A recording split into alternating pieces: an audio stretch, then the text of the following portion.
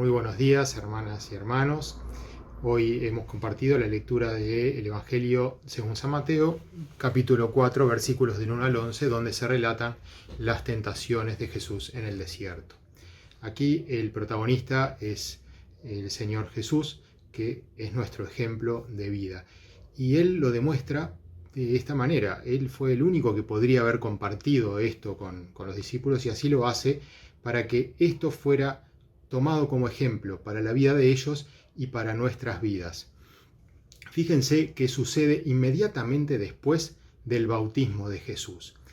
Es un momento en el cual Dios mismo reconoce a Jesús como su Hijo amado y lo hace con voz audible para todos los presentes y de una manera manifiesta recibe el Espíritu Santo en forma de paloma. Inmediatamente después de esta situación gloriosa, el Espíritu conduce a Jesús al desierto para ser probado. Y primera pregunta que nos hacemos, ¿no nos pasa a veces eso de ser llenos del Espíritu, de sentirnos muy cerca de Dios, con ánimo fortalecido, y al poco tiempo vernos envueltos en pruebas y situaciones difíciles? Es como si Dios previamente nos diera el alimento necesario para luego poder resistir la prueba. Como a Elías, ¿se acuerdan que el ángel le trae comida y dice, come porque tenés un largo camino? Después está 40 días justamente en el desierto sin comer.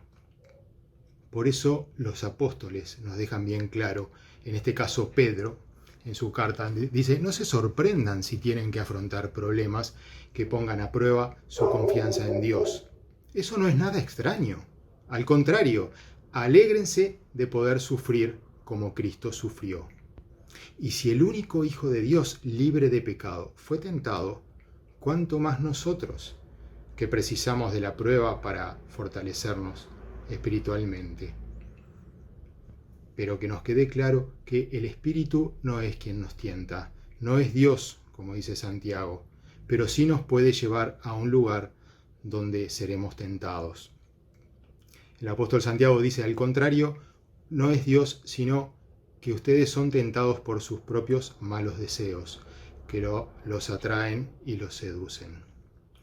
En este texto es el mismo Satanás que viene a tentar a Jesús, a un Jesús muy humano, sometido a las mismas pasiones que sufrimos nosotros. Fíjense que primero él se identifica con los pecadores en su bautismo. Cuando Juan le dice, no, ¿cómo te voy a bautizar? Tú me deberías bautizar a mí. Sin embargo, Jesús acepta humillarse y como pecador, como los demás, convertirse a través del bautismo. Ahora nuevamente se identifica con nosotros, con los pecadores, sometiéndose a las debilidades humanas. También el apóstol Pablo, en la carta de Hebreos, nos dice y nos explica, no tenemos un sumo sacerdote, Jesús, que no pueda compadecerse de nuestras debilidades, sino uno que fue tentado en todo según nuestra semejanza, pero sin pecado. Y antes decía, por lo cual él debía ser en todo semejante a sus hermanos, para venir a ser misericordioso y fiel sumo sacerdote en lo que a Dios se refiere, para expiar los pecados del pueblo. Pues en cuanto él mismo padeció siendo tentado, ahora es poderoso para socorrer a los que son tentados. De manera que él atravesó este camino de enfrentarse a la debilidad como ser humano para compadecerse de nosotros en el momento de la prueba. Que nos quede muy claro que en el momento de la prueba contamos con el acompañamiento, la comprensión y la compasión de nuestro Señor Jesús, porque Él atravesó como ser humano las mismas situaciones. Pero salió victorioso, sin caer en la tentación, por ser Dios libre de pecado, pero fíjense que lo hizo con las armas de los seres humanos. ¿Cuál fue el arma que Él utilizó para responder a Satanás? La palabra de Dios. Esa palabra que también nos ha sido dada a nosotros. Seguramente él durante su largo ayuno había estado meditando en esa palabra, porque recurrió las 3 veces al libro de Deuteronomio para contestar a Satanás. Y esto, hermanas y hermanos, pone en evidencia la necesidad vital que tenemos de conocer la palabra de Dios, de leerla a diario, de meditar en ella, de memorizarla, porque así en nuestra mente y en nuestro corazón tendremos la espada del Espíritu que nos librará de caer en pecado. Dios nos ha dado esa arma para salir victoriosos, y el apóstol Pablo lo deja claro. Pero fiel es Dios, que no os dejará ser probados más de lo que podéis resistir, sino que dará también juntamente con la prueba la salida para que podáis soportarla. Vamos a ver entonces el contenido de cada una de las tentaciones que sufrió Jesús. La primera, la tentación de la carne. Fíjense que Jesús venía de pasar 40 días sin comer. ¿Saben cuántos días puede pasar un ser humano sin comer hasta morir? En promedio, 40 días. Se ha demostrado que personas que han hecho voluntariamente una huelga de hambre, más o menos entre los 45 y 60 días han fallecido. Esto depende mucho del estado físico de las personas. Pero el Evangelio dice, Jesús tuvo hambre. Quiere decir que en ese momento él estaba a punto de morir. En ese momento es que viene el diablo a tentarlo, aprovechando su vulnerabilidad, y le dice, si de veras eres hijo de Dios, ordena que estas piedras se conviertan en panes. Esto era una tentación para que Jesús usara sus dones con fines egoístas, para autoabastecerse, para satisfacer su propia necesidad. Y le pide que demuestre ser hijo de Dios haciendo eso. Y si él lo hubiera hecho, hubiera demostrado justamente lo contrario, no ser hijo de Dios, porque hubiera ido en contra de su naturaleza amorosa. ¿Y qué hay de nosotros? ¿Usamos nuestros dones para nuestro propio provecho o para el servicio de los demás? ¿Damos de lo que nos sobra o damos de aquello que consideramos era necesario para nuestro sustento?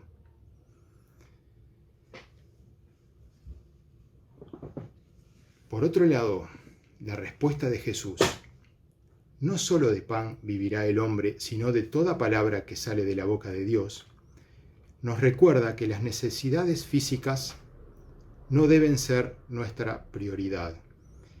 Es verdad, nuestro cuerpo es el templo del Espíritu Santo y debemos cuidarlo. Como buenos mayordomos de lo que Dios nos da, está el hacer un buen cuidado del cuerpo en descanso, en buena alimentación, en prácticas saludables. Pero tenemos que tener en cuenta que el cuerpo está sometido al espíritu y a la mente. La Organización Mundial de la Salud asegura que el 90% de las enfermedades tienen un principio psicosomático, y eso se debe a la gran influencia que la mente tiene en el funcionamiento del cuerpo y en los sistemas que lo integran. Por eso nuestra mente debe ser alimentada con la palabra de Dios, para que seamos transformados espiritualmente y vivamos en un cuerpo saludable. La segunda tentación la titularía como la tentación de el orgullo. ¿Qué le dice Satanás? Si eres hijo de Dios, tírate abajo. ¿Se acuerdan que lo lleva hasta el pináculo del templo? Pues escrito está: a sus ángeles mandará acerca de ti, y en sus manos te sostendrán, para que no tropieces con tu pie en piedra. Miren qué astuto que es el diablo. Recurre a la palabra de Dios. Justamente al arma que utiliza Jesús, la quiere utilizar en contra de él mismo. Pero lo hace de una forma engañosa, traicionera, incompleta. El texto del Salmo 91 comienza diciendo: ya que has hecho del Señor tu refugio, del Altísimo tu lugar de protección, no te sobrevendrá ningún mal. Él omitió justamente esto tan importante que es ponerse en las manos de Dios y confiar en Él. Y ahí podemos decir que tenemos la protección incondicional de Dios. Cuando andamos en sus caminos de amor, de justicia, de paz, ahí no podemos dudar de la protección de nuestro Dios, pero no asegura que Él nos va a cuidar cuando andamos en caminos vanos, de provecho propio, caminos egoístas, caminos equivocados que no van de acuerdo con lo que Él exige. Decíamos que no debemos tentar a Dios en vano. Esa es la respuesta de Jesús. Además, ¿para qué hacerlo? ¿Necesitamos alguna prueba más de su amor? ¿Alguna prueba espectacular?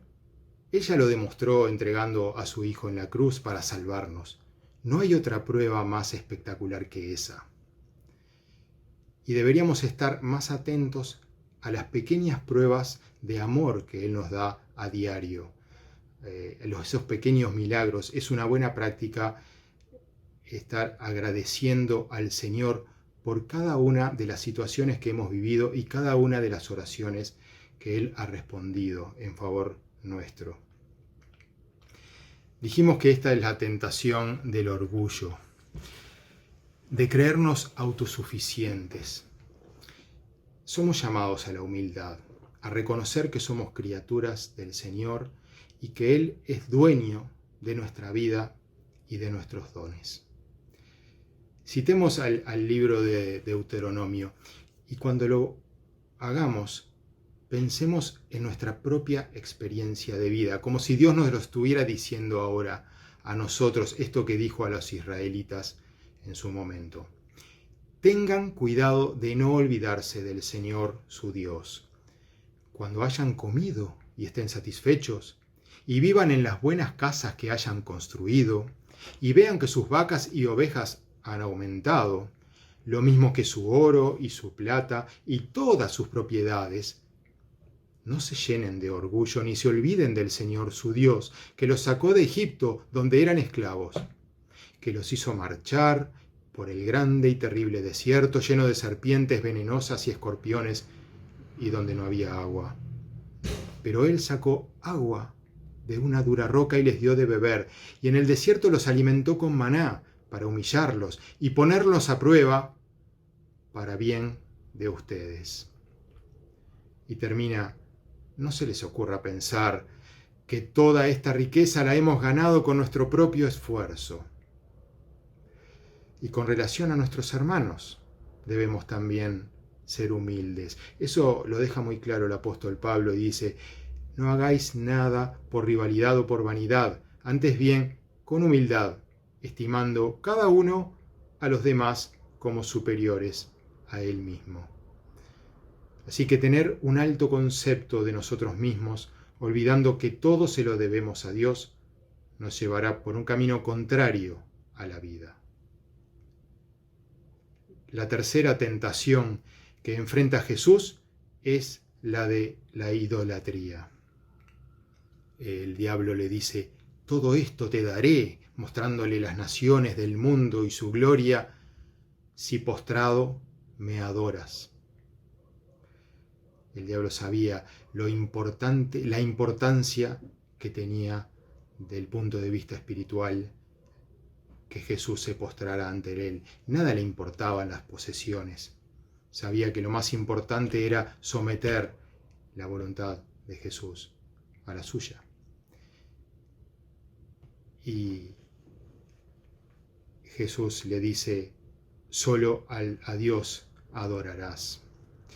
Y a nosotros, ¿qué nos dijo en el Sermón del Monte? No se puede servir a dos señores, porque amarás a uno y despreciarás al otro. En nuestro corazón no hay lugar para el amor a Dios y el amor a las riquezas y el poder. Y nuevamente Jesús nos dice, ¿de qué le sirve al hombre ganar el mundo si pierde su alma? El otro día estaba leyendo un librito muy interesante, se llama Recargado, de Doug Fields, y él pone, refiriéndose a este tema, una imagen, la de una balanza de dos platos.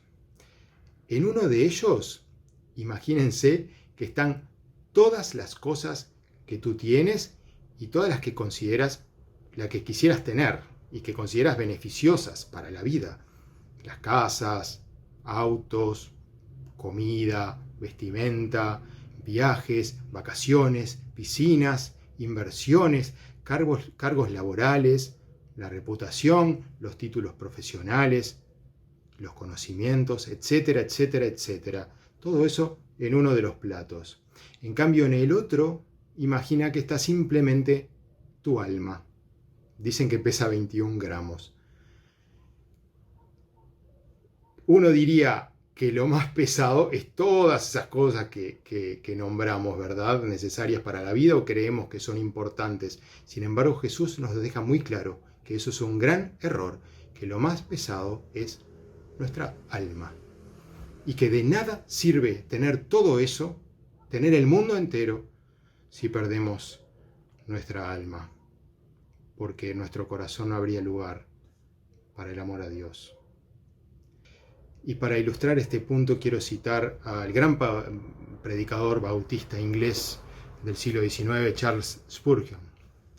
Dice: amados, para nosotros todos los placeres de la vida son como nada. Los hemos probado y considerado como basura.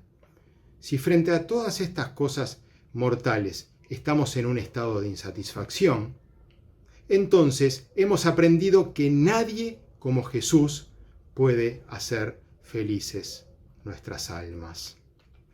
Porque al final de la prueba viene la recompensa, la felicidad del encuentro.